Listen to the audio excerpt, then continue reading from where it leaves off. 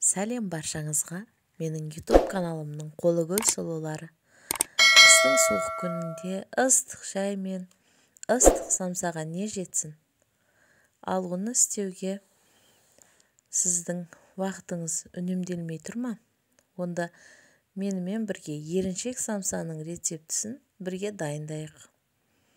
Алдымен суымызға тұз салып, үстінен 3 қасық сары майды салып, ерітілген сары майды саламыз. Оның үстіне ұнды салып, жұмсақ та емес, қатты да емес, орташа қамыр илейтін боламыз. Жақсылап қамырымызды илеп аламыз. Міне қамырымыз дайын болды. Енді картоп, пияз, сосын ет барлығын турап аламыз. Үлкен ыдысқа салып, әртүрлі зира, приправалар, тұз салып, жақсылап араластырып аламыз.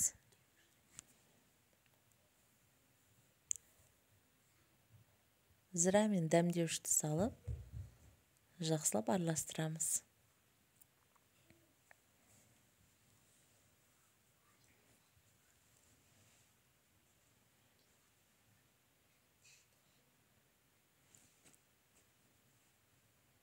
Міне жақсылап араластырып алдық.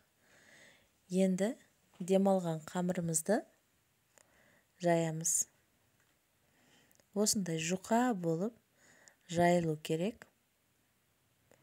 Оған ерітілген сары майды жақсылап жағып шығамыз.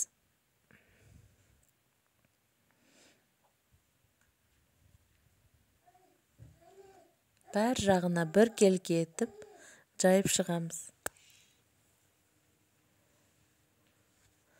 Дайындап қойған ішіне салатын салмамызды қамырымыздың шеттеріне қойып шығамыз.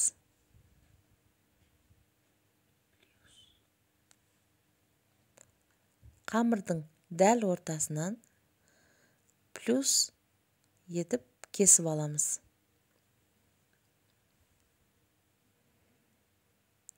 Міне осылайша видеода көрініп тұрғандай шеттерінен орап, өздеріңізге тартып орап кете бересіздер.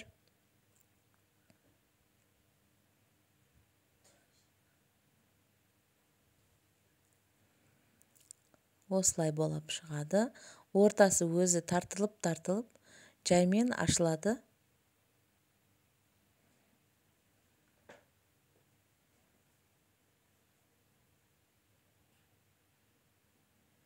Міне осындай болып шығады. Самса. Енді бір шетін кесіп, сосын табамызға орналастырамыз.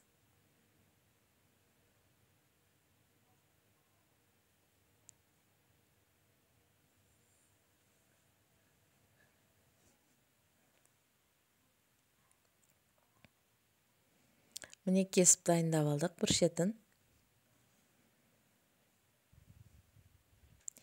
Күмбірлеп тұратын, ауызда еріп кететін, дәмі де керемет болатын, әр уақытыңызды да алмайтын керемет самса болып шығады. Міндетті түрде жасап көріңіздер. Қамырымызды енді осылай етіп жайғастырып аламыз.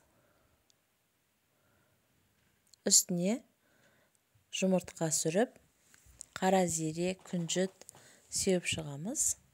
Әдемі болып шығу үшін.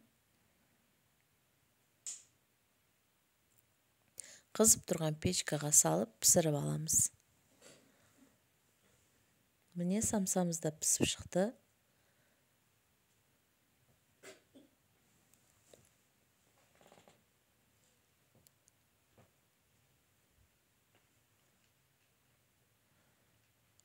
Міне самсамыз да дайын.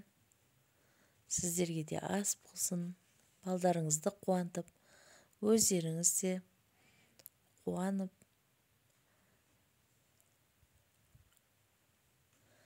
дайындап көріңіздер.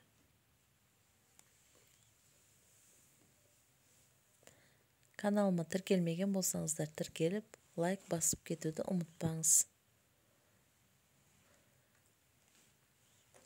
Менің алдыңғы видеодағы пәдір нанымның отзывы